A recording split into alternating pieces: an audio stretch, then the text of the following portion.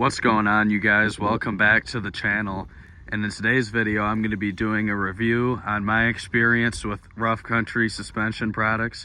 Right here is my 2013 Ford F-250 6.7 with a 3-inch lift kit from Rough Country to clear my 37s on stocks. And I've been using Rough Country for some backstory on every truck I've ever had over the last 5 years, whether it was already on the truck when I bought it or a lot of the times I installed it myself. And I've had nothing but good luck with all their products. And for years, I've always seen a lot of hate on Rough Country, and people say it's Chinese junk. It's a great value lift kit. Rough Country junk. Stuff like that. And I used to see that stuff and really wonder why. And then as years have gone on, I've had more and more products from them, and they've been nothing but good to me. And first of all, everyone will always say that Rough Country's Chinese junk. Don't cheap out on parts you pay for. Yes, that is true. You don't want to cheap out on parts. There's a lot of truck accessory websites out there that sell stuff way cheaper than Rough Country that I would never run on my truck, or parts that legitimately are made in China with cheap junk steel, etc. But Rough Country's parts are actually made in Kentucky. That's my story and how I got started with them, and I continue to keep using them because not only are they a lot cheaper than some of the other brands out there, but I get the same performance out of them. As you can see here, I'm running their Rough Country shocks as well. These have been on the truck for 2 years and about 23,000 miles now. And the shocks and everything still work and ride great. I even seen a post the other day about Fox shocks, which I used to think in the back of my mind that, you know, these shocks for this truck came with the lift kit, so I'm going to put them on one day when they were out. I want to get Fox or Bilstein shocks. Well, then I seen a post the other day of a guy complaining that he put a set of Fox shocks on his truck and they only lasted a couple months, and then they lost all the fluid and rode like shit. I'm thinking, well, I've had these on for 2 years and they're still going strong. So I guess if they ever get worn out on me, I'll just end up buying another set of Rough Country ones anyway. Everyone will also like to say that the lift kit rides like garbage, this and that. Lifted trucks ride terrible. This truck rides exactly the same as it did when it was stock, and it rides exactly the same as any other Super Duty I've ridden in with any other BDS lift kit or any nice brand.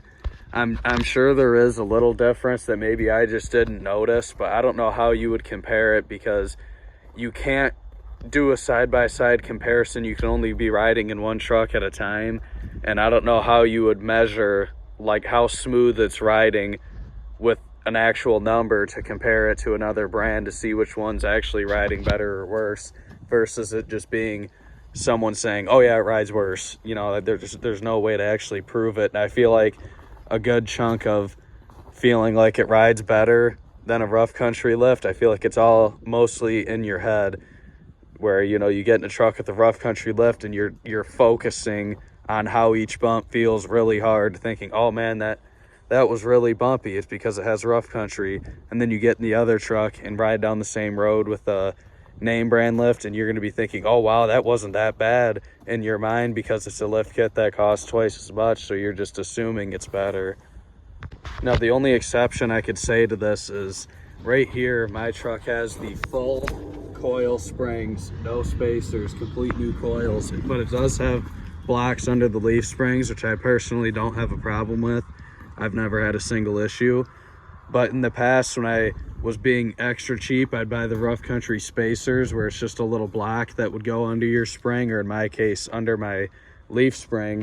And those can ride a little bit rougher because you're changing the angle that your leaf spring or coil is, and then it can make it ride rough, I'll agree. But that's anywhere. No matter what brand lift you get, if you're getting a spacer lift kit, it'll ride a lot rougher than full springs. So as far as I'm concerned, as long as you're getting the full lift, I can't see any of your ride quality being sacrificed. But anyway, I was also going to talk about other Rough Country accessories that I've been running. And I've had these on another truck in the past too, but right here I have their dual steering stabilizer shock set, which has worked really good for me, keeping it stable at high speeds. And I also, it's hard to see, but I do have a set of 2-inch wheel spacers from them in there. And that's a big one people will complain about and say that they're junk, they're gonna break off, you're gonna die. And in my experience, that is not the case. I've had these on every truck for the last 3 years. I've been running Rough Country 8x170 wheel spacers is all I've had on any vehicle that I've owned over these last 3 years. And I'm yet to run into any issues with them. Nice machined parts. The workmanship they did was honestly really nice. They look good. As you just seen when I was under there, they haven't gotten corroded or anything yet. Even with the salt, the powder coat on any of these parts has never chipped, faded. It all still looks brand new. It's just a little dusty right now. Like even if you look at my truck here, this 3-inch lift, if you go look on my channel at other videos of the trucks from years ago, it still sits the same way it did before. I saw a post the other day, a guy was talking about lift kits getting all out of control, saying they settle like crazy. I didn't even notice, which I thought I would, but I didn't even notice any settling the first day I put it on. And this is something I would have expected to happen out of any lift, not just a Rough Country. But you would think, you know, you have it up in the air, the coils haven't had any weight on them. You first put it on, the weight of the truck overnight might compress the spring down a little bit, but it still sits the same way it does the day I installed it. Which within like a 24-hour period of the weight being on it, I couldn't see anything changing beyond that anyway with any brand lift. But there's a lot of guys on Facebook I've seen that'll say that these lifts settle. They're like, oh, you know, I bought a 6-inch lift, now it's only a 4. The idea that you're gonna buy, say, a 6-inch lift from Rough Country and it's gonna settle in a couple weeks and only be a 3 is completely stupid to me. I don't even know how that could be possible from any brand, even a cheap Chinese one. I think that's just people talking just to pass away time there. So yeah, that's my take on it. I'm sure a lot of people are gonna find this controversial and say I have no idea what I'm talking about and that they ride like crap and you will die if you install them. But in my experience, that couldn't be further from the truth. I've had nothing but great luck with these products from them for many years. And being that recently I've been seeing way more than the usual amount of Rough Country slander on Facebook, TikTok, Instagram, everywhere, I figured I'd make this quick video and share my experience with them. So I hope someone enjoyed this video and I'll see you in the next one.